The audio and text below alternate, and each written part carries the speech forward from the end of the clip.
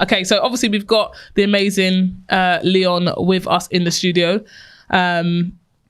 Currently not playing anymore. He just told us about his injuries, but we wanted to just kind of kick it a bit more in terms of retiring. Obviously, we know you've played, you left football and went across to boxing. Just kind of share a little bit about that, because I guess when we speak to like footballers or retired footballers, they were used to that consistency in terms of like every day they had a routine, and they find themselves a little bit lost in terms of they're not in a dressing room anymore. They haven't got that stuff that they were doing day to day.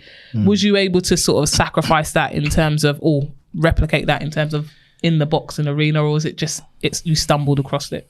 No, I'm from a boxing family, quite a famous one. So my dad is a former British and European champion. And my uncle Duke is a former 3-time world champion. So boxing is kind of genetically in there. So it's in the blood, it's in the DNA. So I'm really a boxer turned footballer, but you'd only know that if you know me as we go through it. So when I was about 7, I see my dad and I see uncle and their training, and I see their daily structure. I see their daily routine, like you said. And it was one of them where I want to be something, but I don't know if it's boxing. But anyway, football took off, and then I signed for Crystal Palace as a YT scholar now, as they say, and done a couple of years there, and then kind of left boxing there. I was sort of ticking over, but just left boxing to the side. And Steve Coppell, manager at the time, was first team manager at the time, and he just kind of was like, you kind of got to choose either boxing or football. So I chose football, and God willing, made my debut very young, 17, broke through, scored on my debut, which was amazing. Family buzzing. And it was just like, wow, like what's going on? Because I only just left school. So that little transition was amazing. And then I obviously had another, 13, 14 years playing. But I think the best thing for me was I played Premier League at 18 years old, but weren't ready. Weren't ready. I mean, it was like, I was always quite, active and enthusiastic in the way I played. So I was quite explosive and was very fast when I was around that age. But, when I can remember coming on one time against Arsenal and Adams and Keown were at the back. And when I mean... I can see the fear in your eyes right now. I hear some stories where they say, I remember hearing this Ferdinand, he was talking about, he says like, it was Bold and Adam at the time at the back, and he was like, what they do, they just come through you. So like Adams went through him. And he's like, that's your first or whatever. And he was like, and he's like ref and gets onto him and he goes, but I got Boldy, and then Boldy get, and you know what I mean? And they just go through you, bruv. Like you're not even... It was nasty. like... Them days... I was just missing. Like a little boy lost. And the thing is, Tony was quite like, he was very, he's just calm.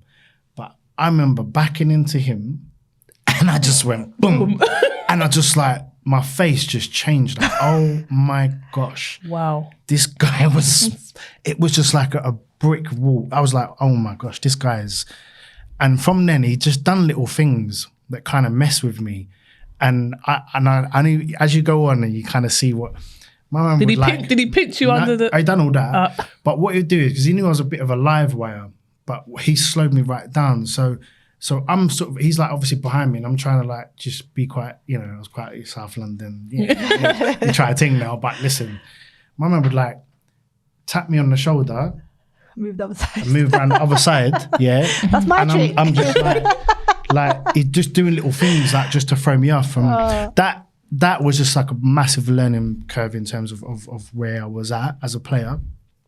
Then I had to drop down a few leagues. Actually dropped into League 2, played for Peterborough, scored loads of goals for Peterborough United, and got a move to Norwich. And that's when I came back into the Premier League, when I was playing with like Dean Ashton, Darren Huckabee, and players like that. And then had the season in the Premier League, and that's where I kind of found myself. 2005 season to be quite established in terms of like I've played every league now. I've like I've done what I wanted to do as a boy and dreamed of being there. So the main thing for me was just to be able to score goals in the Premier League. Only got 8, but it was enough to kind of say, right, okay, I held my own sort of thing. And then boxing came in at the end of football. Wait, who comes out and beats a boxer? What was it, 34, 35? I was 35, yeah, 35. And starts a boxing career. Boxing is a serious sport as well. Yeah, I mean, like I say, I know you say you had it. Was you ticking over when you played there? Yeah, always. I've always ticked over. So pre-seasons, I'm boxing and I'm fighting. Do you know what I mean? So I'm always ticking over. So it was just there. But with boxing, and I always say this, and it's before all the Tyson Fury kind of excitement and, you know, understanding of the mental health side of it. But I've done this way before. So I spoke about boxing coming into my life at a very critical time, because after football, you know, just a little bit lost identity, didn't really know who I was. So without football, who's Leo McKenzie sort of thing. I struggled with that and just didn't have that identity.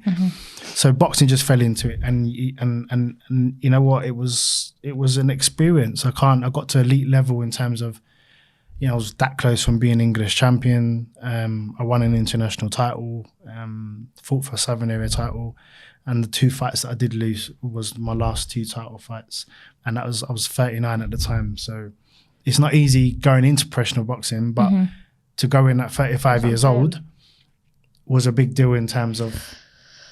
Do you know what I wanted age. to ask, right? Because obviously you talk about the mental health side of it.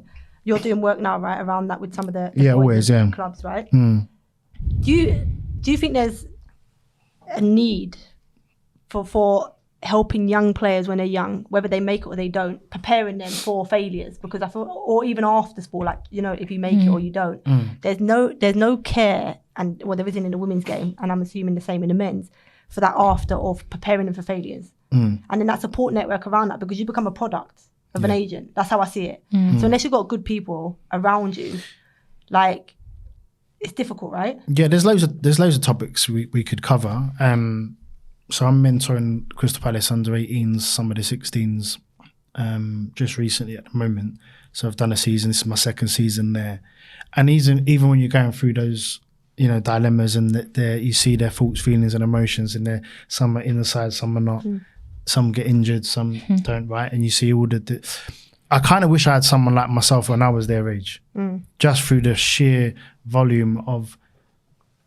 I just want to hear how you done it. Do you know what I mean? The experiences, the way, you know, the way forward, and what you done to kind of maybe what tools did you use? I think it's massively important to talk, to help. I think as a, you know, like I say, we could speak so much about it. You know, the fundamentals around it, the people that are involved, whether it's the PFA, the FA, whoever it is. Of course, there's so much more that can be done, and so much more money that can be pumped into the areas of looking after minds. We do a lot. I've seen you do something around anti-bullying of recent, but because you're talking about it, and there's experiences there, there's going to be it's the same for mental health, and there's over 200 types of mental health conditions. So I guess you talked about obviously some of the statutory bodies, whether that's PFA, FA, etc. Yeah. Like, who's your tribe? Like, who's the people around you outside of those bodies that you felt that you can sort of call upon to tell you the truth or pull you aside and be like, this is how it is? And I say that because I'm looking at where the women's game's currently going, and let's not be fooled, they're a product. That's what I'm so saying. there's going to be loads of agents, loads of people who can say, oh, we can do this, we can get this. Who are those people who you found that moved all that aside and said, come and sit on the wall in South London, this is, you need to keep this? As in when I was going through like, who's your tribe? Yeah, who's the people that you pull on? Yeah, so my dad's my best friend, because I guess when you're growing up with athletes, you'll see the way they live and the structure and the routine. So I kind of observed that quite well in terms of my dad. But I guess I've got a close circle of friends. Michael Dubry's close. I'm close with, Spoonie. There's a few. Raymond. I've got a few close friends where we just like tight. Who looked after? Who was your representation? Well, agent wise, I've had a few agents. Were they in terms of you? So they're not in my life now. Not the football exactly. So that's my point. Right. So is there enough? Do you think like good agents out there that see players or boxers or whatever, or athletes? No, I'll keep it real with you. More than that. I'll keep it. So obviously, there's agents. There's good agents, and there's ones that really don't care. And like you say, it's all about the product. So whether it happens in the female game or the men's, if it becomes like, the business in terms of if that's the key player or he's the man at the moment, and, it would really work out, well, some agents will be like, what's best for me rather than what's best for this player. And that could be moving them abroad. That could be moving them to a club that makes no sense. That could be, but he'll get X, Y, Z, a little bit more money. So therefore it makes sense for them. I get all that. But forgetting all the things that come with it. Yeah, and I think it's important, especially like where we're looking the current sort of female game, they need to recognise that this is the reality and it's not a them thing. Like this is just how that's how the industry goes. Is that the women's game's come from nothing, right? So you've gone from paying subs and whatever else and it being really difficult. And all of a sudden there's big numbers in terms of financial numbers in front of you.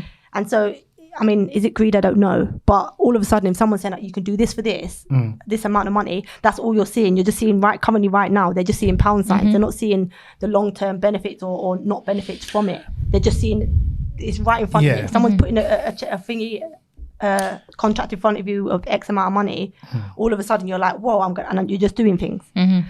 Whether you hear from them from one day to the next, at the minute, some players don't really care about that. Because actually the bank balance is doing this, whether somebody checks in on me and sees if I'm okay, it'll get a point where actually they need someone to check in on them, and are they going to be there?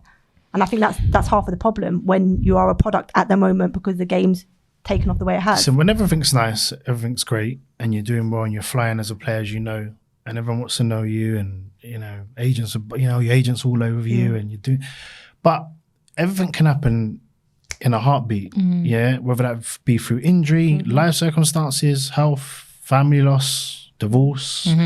We've all got triggers. So you might just get that trigger at a time in your career, and you need the right support. You can't have people just drop off, or you have to move from playing Premier League to a lower. You can't. You can't have things drop off. And right now, there are psychologists in clubs. They have it at Palace. Obviously, I'm a mentor now. So they are putting these, professional people to speak of the experiences that players will hopefully get support with. But again, I still feel like the clubs are still a little bit behind in terms of like, what do we need?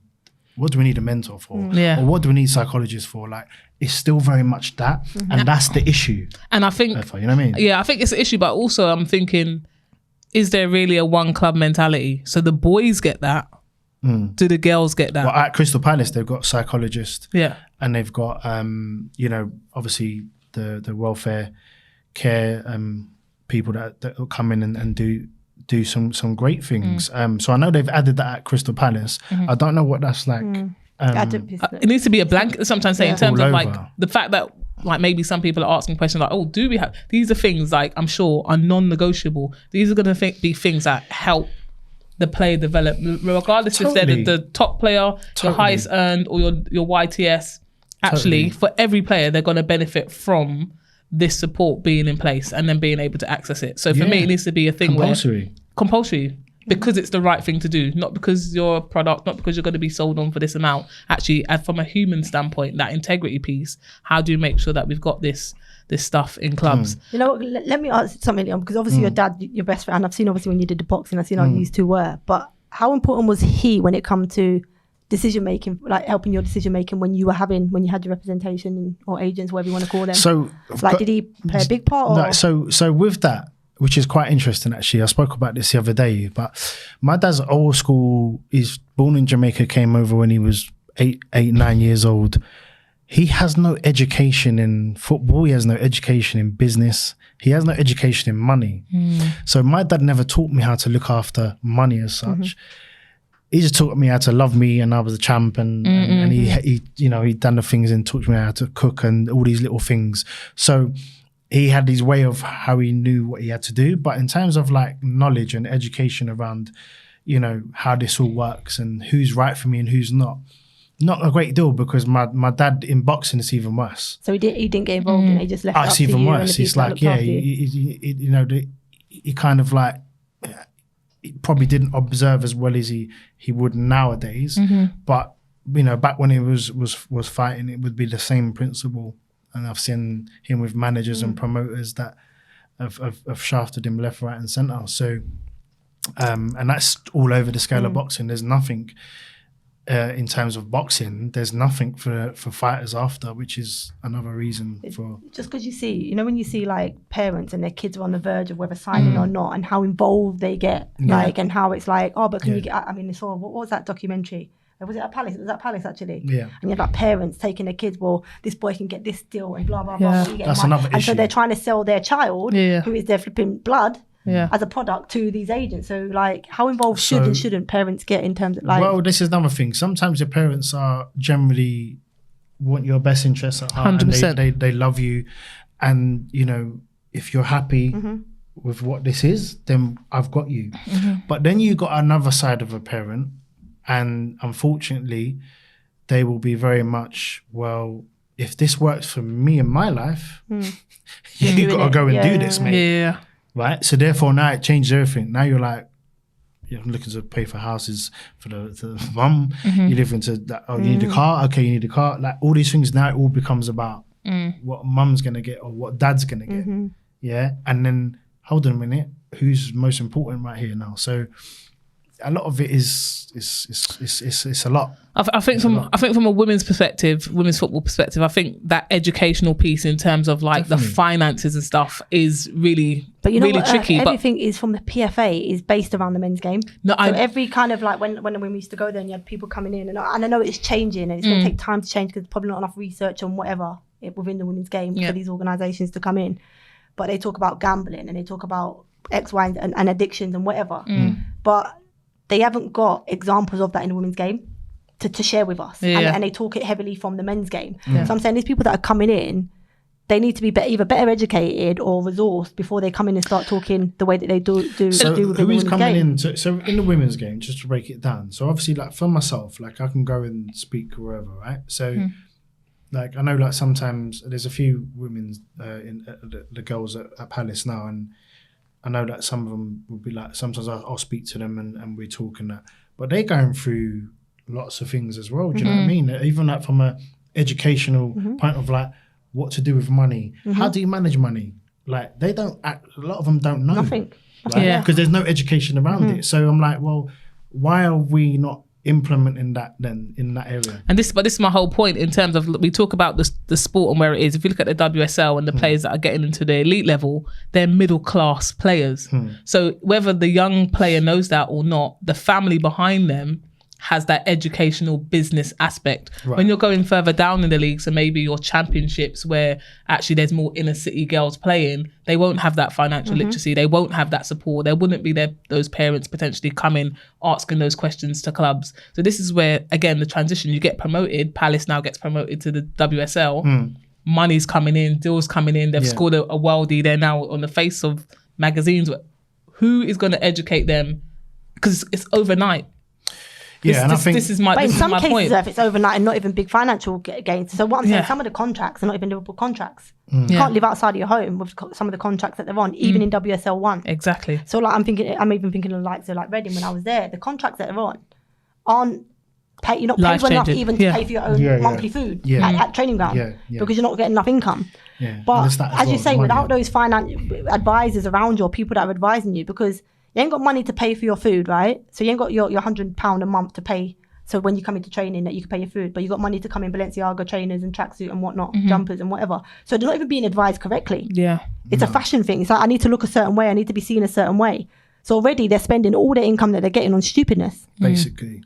And there's no one there to advise them. And listen, everybody has their own choices to make and you can do whatever you want with your money. I'm not saying that. But surely, especially in the women's game, where you're going to have to go and work after. Fake it till you make it. Well, so, I mean, you do a lot of speaking and you know, that kind of charity work that you kind of do. So what is the situation with someone like the PFA? She's on the FA board. I know that. What are you doing? That's what you do. I think you got to remember stuff with like the PFA. You're only able to be a member if you play in a certain league. So that unless you're in the top league, you can't be a PFA member.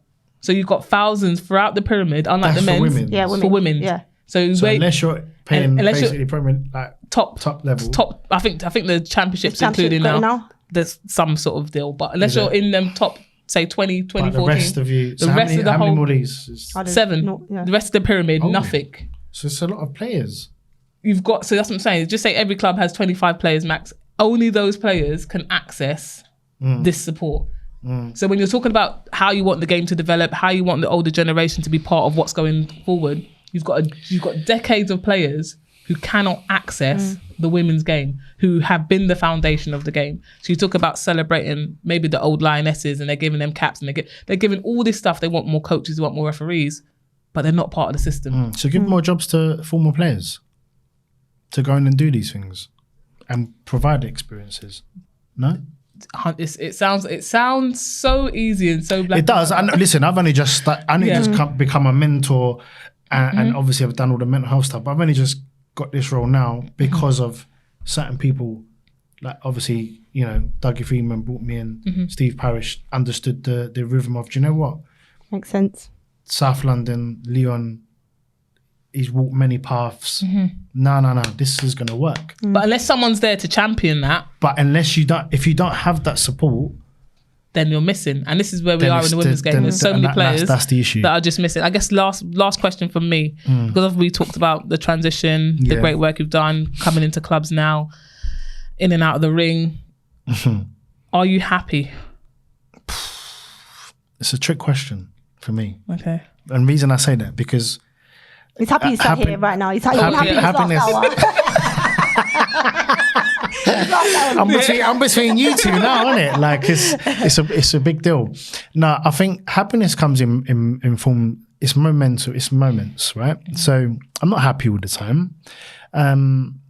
It's just more moments. I think probably the happiest is when I'm with my children, and I'm doing the daddy thing. That's my happiest time. And then outside that, I'm kind of like I've always put quite a lot of pressure on myself. So everyone relies on me, you know, the rest of my children, you know, partner, or everyone kind of relies on me to a certain extent. Even my dad now, like it's mad. Like I'm feeling like my dad's getting old, and I'm like, you know, and he's kind of got the first signs of dementia really. And it's like, I'm seeing him kind of deteriorate slowly. So he kind of needs me now. And so these little things are always like sometimes it can be quite overwhelming. Like life can be quite overwhelming, but it's still trying to make the choice to do the best you can in every day. So all I try and do is, whether that's through training, exercise, you know, do the best I can in each and every day, and try and inspire the best I can to try and help others and educate them to what they may face through their careers and the topics that they may have to go through, but giving them a better understanding and tools to be able to deliver that. But yeah, happiness is it comes and goes. Let me just ask you, sorry, because you know when you talk, because when you have those dark moments, the fact that, you know, like you say, your dad's probably a bit more reliant on you, your partner, your kids. Does that keep you then stronger than you probably feel in yourself at times? I think sometimes. I always feel like when I know somebody needs me more than I need myself, or want to be myself, you know what I mean? You kind of, I think sometimes we can neglect ourselves a little bit. Sometimes I can forget me, because I'm trying to do everything else for everyone else, right? So sometimes I can just forget me a little bit, and then you kind of get a little bit wrapped in that way, and you know, sometimes I need a cuddle, man. Like sometimes like I need like you know, someone look after me sort of thing, like in that respect. Yeah, thank you. What are you doing, man? You're just laughing. No, you're just laughing.